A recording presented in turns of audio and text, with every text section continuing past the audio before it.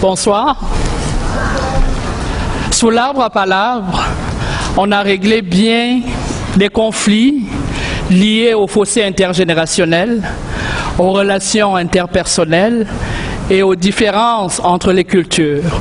Et nous allons faire la même chose ce soir. Je vous entraîne dans l'univers de Tika. Vous allez me dire, mais qui est cette Tika?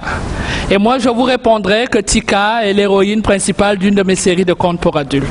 Elle a 6 ans. Enjouée, très extravertie, maligne comme un singe, elle rêve de découvrir le monde. Elle veut surtout comprendre les adultes, car ces derniers lui paraissent parfois bien étranges. Sans le vouloir, mais surtout sans le savoir, elle va mettre bien du monde dans l'embarras.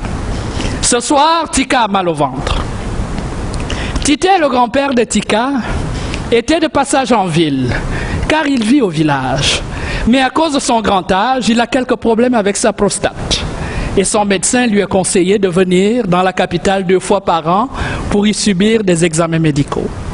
Il en a profité pour rendre visite à chacun de ses enfants, car ils sont tous devenus adultes et ils vivent dans la capitale, la plus grande ville du pays. Il a été mangé tantôt chez l'un, tantôt chez l'autre, sans vraiment s'y opposer. Et il refusait obstinément d'aller manger chez son fils Pierre, son cadet. Il faut dire que Tité a beaucoup de choses à reprocher à Pierre. Entre autres, de ne pas être un homme à ses yeux, selon les normes de la société traditionnelle. Tité trouvait que Pierre s'est laissé mener par le bout du nez par sa femme Suzanne, une carriériste finie, féministe de première heure. Elle n'avait le temps ni pour ses enfants, ni pour son époux, ni pour sa belle famille. Alors vous comprenez que quelqu'un qui a grandi dans une société patriarcale peut être choqué par ces nouvelles méthodes venues de la ville. Pierre suppliait son père à genoux. « Viens manger chez moi, papa. Tu as été chez l'un et chez l'autre. Pourquoi pas chez nous ?» Et Tité a dit « Ah bon? Qui a-t-il à voir chez toi, Pierre ?» Comme d'habitude, ta fantôme d'épouse va briller par son absence. Te rends-tu compte qu'au cours des 10 dernières visites en ville, elle n'a même pas trouvé une seule fois le temps de cuisiner pour son beau-père? Après tout, ce n'est pas moi qui ai marié son enfant. C'est elle qui profite du fruit de mes efforts. La petite Tika qui était assise là et qui ne comprenait pas bien ce que son grand-père disait, a dit « Mais pourquoi dis-tu ça, grand-père ?» Et Tité a dit « Vois-tu, il est difficile d'élever un enfant. Il est très difficile d'en faire un adulte équilibré. Ça prend du temps, ça prend de l'énergie, ça prend de la constance. Regarde cet estomac sur pattes qu'est ton oncle. Combien de fois a-t-il fallu que je me batte avec des panthères dans la forêt pour leur arracher quelques antilopes afin de venir nourrir cet homme qui n'était jamais rassasié? Il a dormi avec la lumière parce qu'il avait peur du noir jusqu'à pratiquement 12 ans. Il avait presque l'âge de se marier, il avait encore peur du noir. Il a fallu que je vende mon café, mon cacao, aller en ville acheter du pétrole lampant pour que ce type puisse être éclairé et qu'il n'ait pas de cauchemar. Et aujourd'hui que je suis un vieux gorille édenté, monsieur me reçoit chez lui avec de la vieille bouffe réchauffée. Ah Pierre, qu'irais-je dire à mes ancêtres? Que je n'ai pas su faire de toi un homme? Tu rampes comme un invertébré devant Suzanne. Tu n'es pas capable de porter tes culottes? De lui dire arrête-toi de travailler aujourd'hui, mon père arrive. Que vais-je faire de toi, Pierre?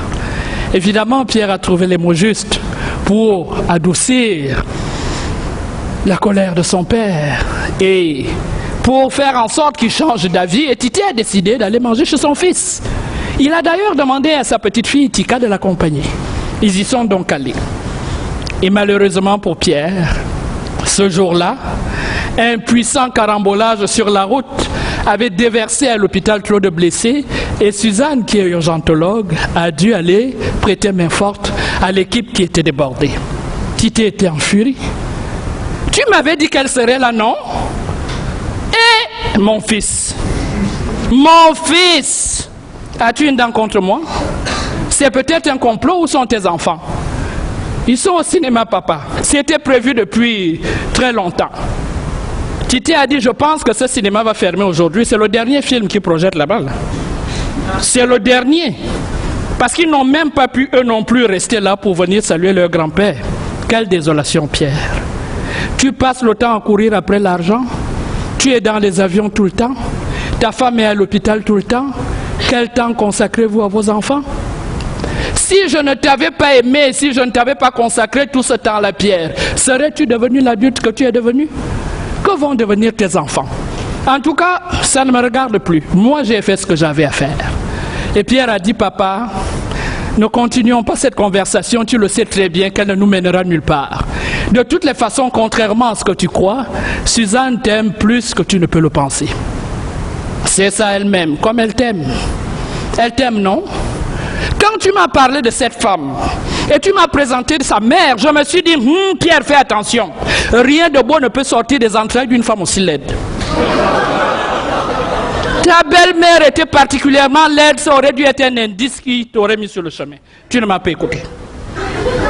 Je t'ai dit pourquoi l'aimes-tu? Tu m'as dit parce qu'elle est intelligente. J'ai dit, Pierre, est-ce que c'est l'intelligence qui va te réchauffer dans ton lit la nuit quand tu auras froid? Tu m'as donné tous les arguments du monde et voilà où nous en sommes aujourd'hui. Pierre, si tu étais au village, on t'aurait déjà amené au conseil des anciens pour te mettre du piment sur la bouche. Parce que tu ne fais pas les choses comme un homme.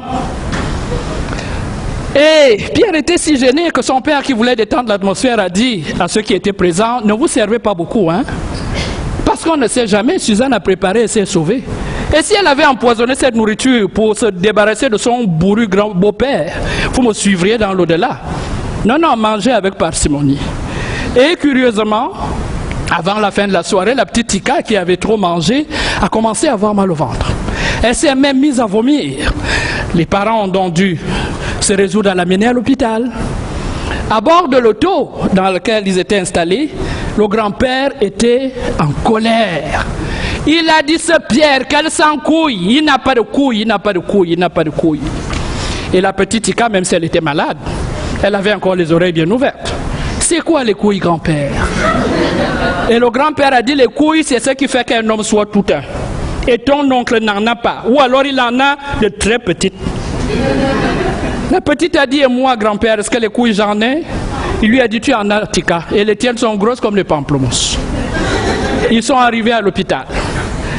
En chemin, le grand-père n'arrêtait pas de dire, une bonne à rien. C'est une bonne à rien qui a cuisiné ce qu'on a mangé. Une bonne à rien. Elle n'est bonne à rien, cette dame.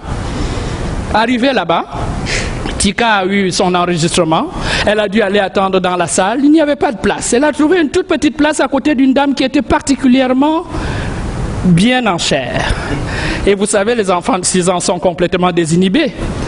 Tika a posé la question à son grand-père. Elle a dit, mais grand-père, comment elle a fait la dame pour devenir si grosse? Sa mère lui a dit, Tika, tais-toi, tais-toi. On ne traite pas les gens de gros. Excuse-toi auprès de la dame. Tika a dit, je m'excuse madame, mais si je ne peux pas dire que vous êtes grosse, qu'est-ce que je dois dire alors? Et sa mère lui a dit, ne rajoute aucun mot, ne rajoute aucun mot. Et c'est là que Tité s'est fâché. Il a dit, mais enfin, c'est toi qui as un problème avec le poids de la dame. Tu crois qu'elle est aveugle? Quand elle se regarde dans le miroir, elle voit quoi? Une femme mince? Elle est grosse, elle est ce qu'elle est, puis c'est tout, elle s'accepte. C'est toi qui as un problème avec son poids. Laisse donc Tika tranquille. Et Tika a dû passer chez le médecin. C'était donc sa tante Suzanne, qui était de garde ce soir-là, qui l'a accueillie. Elle lui a dit, que viens-tu faire ici, Tika? Et Tika a dit, je viens ici parce que je vomis, j'ai mal au ventre, c'est à cause de la bonne à rien qui a préparé ce qu'on a mangé chez mon oncle Pierre. Sa mère a levé les mains au ciel en disant, Seigneur, qu'ai-je donc fait au bon Dieu pour mériter ça? Sa tante, évidemment, a fait ce que tout médecin doit faire et a rassuré la petite en lui disant, ça va aller mieux. Je vais te prescrire un sirop qui goûte bon et demain, tu vas aller mieux. Et Tika a dit, ma tante, est-ce que je peux encore vous demander quelque chose? Sa mère était inquiète parce qu'elle savait que Tika gaffait tout le temps qu'elle ouvrait la bouche. Elle a donc été dire à l'oreille de sa tante ce qu'elle voulait lui demander.